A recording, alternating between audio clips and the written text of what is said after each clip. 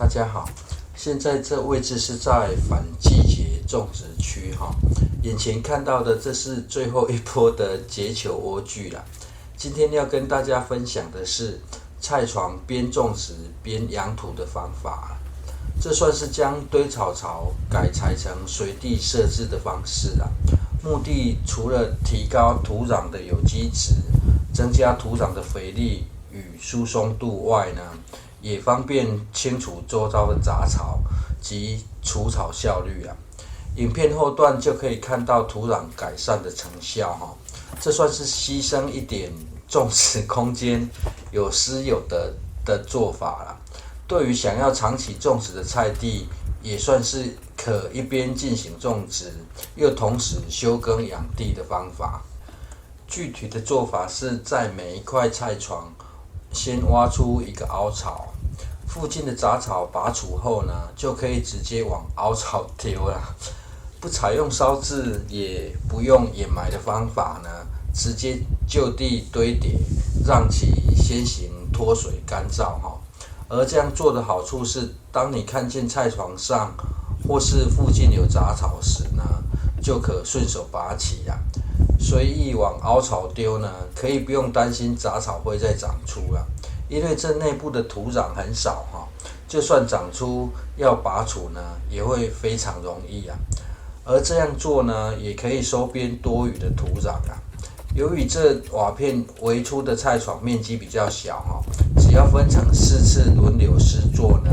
就可以将整个菜床做一次完整的土壤改善了。目前拔除的杂草已经将凹槽堆叠到约9分满哈，此时就可以将一旁最后的杂草呢做一次清理啊，继续在对角的位置呢挖出一个新的凹槽来。挖出的土壤则可以拿来将原来的位置的凹槽填掉哈。而在填掉凹槽之前，多做了一个动作哈，因为菜床中间有一株正在把底茎养出的百香果了，所以覆盖土壤前呢，先行覆盖了一层草木灰哈。除了增加钾肥之外，也有杀菌的效果了。而整个堆叠的过程不用加水啊，堆叠过程尽可能的保持干燥哈，这样就可以避免腐烂招虫。而这覆盖下的杂草呢，若是菜床里有蚯蚓，也可以充当蚯蚓的食物啊，让蚯蚓自行去将杂草转化成养分啊。在观看松土与土壤效果同时呢，虽然之前介绍过菜床结构啦，不过新进观众朋友应该还不知道哦，这组由瓦片堆叠而成的菜床呢，一开始是因为要清理破碎的瓦片啊，破碎瓦片上方还堆砌了一堆清除的杂草，才覆盖上土壤啊。下方收藏了碎瓦片与杂草，同时也解决土壤不足的困扰哈，所以现在看起来菜床的高度才会这么高啊。瓦片下方并非完全扎实的土壤结构啦，最下方原本有铺设地砖哈，为了省事并未挖起啊。地砖上方还藏了约20公分高的破碎瓦片啦。不过经过时间的发酵呢，目前土壤已经有了很大的改善哈。对于若是想开始堆砌菜床却没有足够土壤的观众朋友呢，底层也是可以先堆砌杂草，杂草上方再铺上一层干树枝做隔离层啊，这样就可以大大的增加土壤的有机质含量。目前这样的安排呢，一草收纳晾干的时间建议是1个月啊，这样下次再轮到时已经是3个月后了哈，跟一般堆肥发酵腐熟的建议时间差不多了。而由于堆叠时呢，杂草多少带有土壤哈，刚好也可以满足多样性的土壤结构了。而刚堆叠好的菜床呢，如果覆盖的土壤层不够厚哈，就可以先尝试拿来育苗使用了。在进行移植之前呢，很重要的一件事就是要事先进行浇水哈，这样挖起时呢，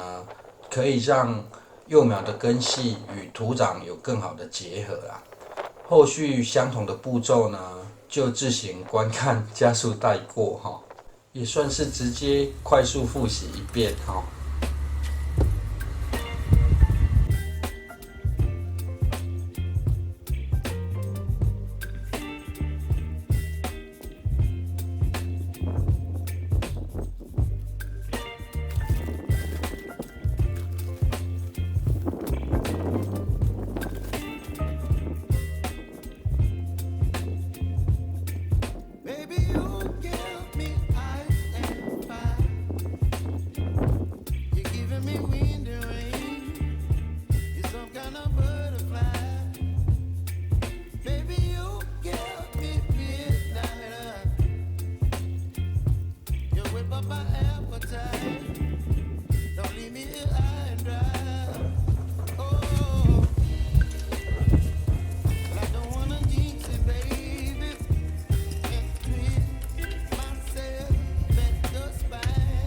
接下来是赏土与土壤改善初步成效哈，这不但是黑土啊，还是良好小团粒结构的土壤，疏松透气外呢，还会很保湿哈。更进一步的实际种植成效呢，影片后面还有啦。现在这样挖出的土壤呢，会增加不少啊，就可以将这些土拿去做别的用途了。养土过程很需要时间哈。养好的土自然就别浪费了，加上这做好的土壤特别疏松哈，提供给时常建议种植在沙地的作物呢，像是黄姜或是芦笋啊，又需要覆土的作物，更是很好的选择了。对于种植的作物呢，给予适当的尊重也很重要哈，毕竟您先养它，它再养你，也算是一种共生的环节啊。有发现个人是一杯一杯的去敬它吗？而如果你勤劳一点呢，就可以去找个容器哈，不用像我这样懒得去找容器，而随地拿一个杯子哈，却变成很像是毕恭毕敬的一杯在敬它了。接下来进入实证环节哈，对于刚做好的菜床，若还是在堆肥发酵中呢，避免烧根用来育苗算是很不错的选择啦。经过1天后，虽然此处有屋檐遮阳哈，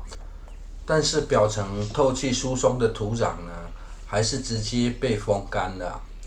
这是团粒结构土壤的另一个特性哈，下层的土壤可以透气又锁水啊，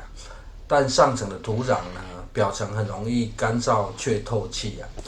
如果只是表层已经完成这样的土壤结构哈，千万别看到土表干了就浇水了，尤其是不耐湿的作物哈，最好略下挖2-3公分，就可以看到下方土壤的湿度了。有了好的土壤，种植过程只要添加水呢，就可以让这波士顿奶油莴苣顺利结球啊。